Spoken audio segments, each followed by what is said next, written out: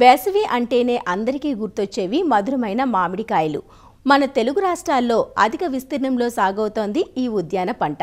ఇక్కడ పండే మామిడికాయకు దేశవ్యాప్తంగా మంచి డిమాండ్ ఉంది. అయితే ప్రస్తుతమున్న వాతావరణ పరిస్థితులు ఒక పక్క, చుట్టుముడుతున్న చీడపీడలు మరో పక్క మామిడి తోటలపై దాడి చేస్తూ మధుర రుచులను అటు రైతులకు ఇటు వినియోగదారులకు అందకుండా చేస్తున్నాయి.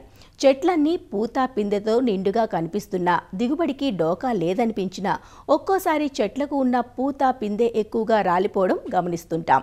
పెద్ద పరిమాణంలో ఉన్న పిందెలు కూడా రాలిపోయి తీవ్ర నష్టం వాటిల్లుతూ ఉంటుంది. ఇలా పూత పిందె రాలడానికి పలు కారణాలున్నాయి.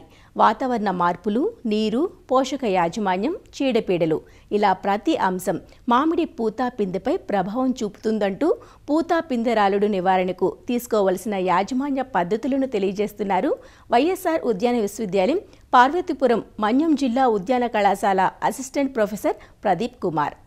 రైతు సోదరులందరూ గమనించవలసింది ఏంటంటే, మామిడిలో పూత పిందె రాలిపోవడానికి పలు రకాలైనటువంటి కారణాలు ప్రభావితం చూపిస్తూ ఉంటాయి. దీనివల్ల ఉత్పత్తి తగ్గి ఆర్థికంగా నష్టపోతూ ఉన్నారు రైతు సోదరులందరూ. మొదటిగా వాతావరణ పరిస్థితులు. శీతాకాలంలో అధిక మంచు, తేమ లేకపోవడం వల్ల కూడా ఈ పూత పిందె రాలిపోయే ఛాన్సెస్ ఎక్కువగా ఉంటాయి.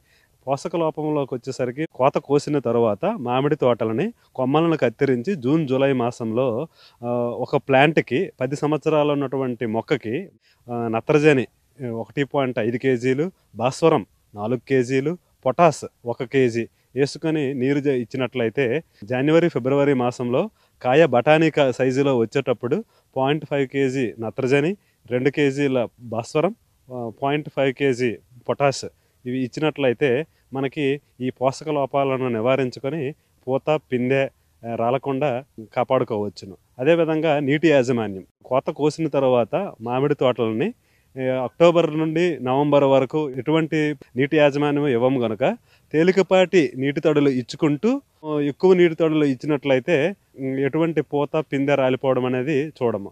చీడపీడల బాధ కూడా పూత పిందె రాలిపోవడానికి కారణం అవుతూ ఉంటుంది. మేజర్గా బూడిద తెగులు అనేది వస్తూ ఉంటుంది. ఈ బూడిద కలర్లో బఠానీ గింజ పరిమాణంలో ఉన్నటువంటి మామిడి పైన బూడిద తెగులను మనకు సోకడం జరుగుతూ ఉంటుంది. ఈ బూడిద తెగులను డైనోక్యాప్ 2 ml per లీటర్ ద్రావణాన్ని పిచికారీ చేసినట్లయితే మనకి ఈ బూడిద తెగుల నుండి నివారణ జరుగుతూ ఉంటుంది. అదేవిధంగా మనకి తేనె మంచు పురుగు ఉధృతి ఎక్కువగా ఉండడం వల్ల డైమిథోయేట్ కానీ పిచికారీ చేసినట్లయితే మనకి ఈ తేనె మంచు పురుగు ఉధృతి తగ్గి దిగుబడులను పొందవచ్చు. దీనితో పాటుగా సూక్ష్మ పోషకాలు అసమతుల్యత వలన కూడా మనకి ఈ పూత పిందె రాలిపోయే ఛాన్సెస్ ఎక్కువగా ఉంటుంది.